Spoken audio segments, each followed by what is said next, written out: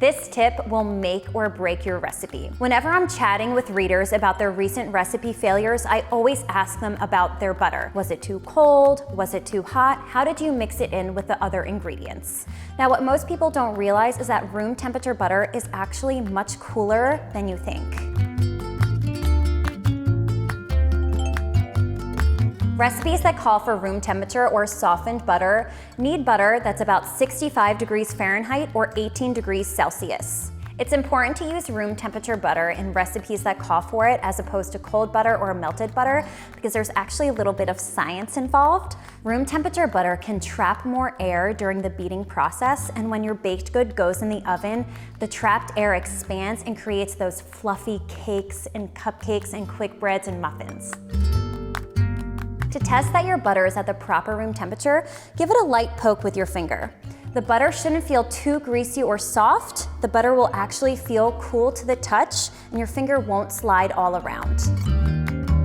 Always double check a recipe before beginning.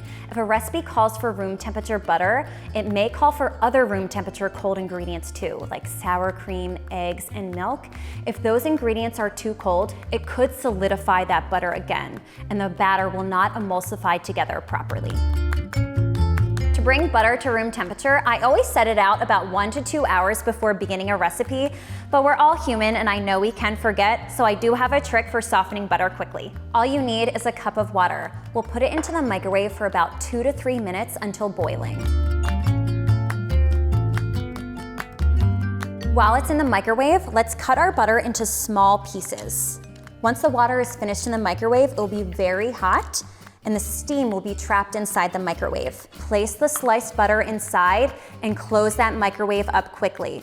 The radiant heat from the boiling water will soften your butter within about 10 minutes. And remember, don't turn on your microwave because we don't want to unevenly heat that butter. We just want the radiant heat to work its magic. If a recipe calls for larger quantities of butter, arrange them on a larger plate or in a larger bowl. Don't stack them up on top of each other because they won't soften evenly. Now, don't think you can cheat and directly microwave your butter. For the best recipe success, you want to do it the right way.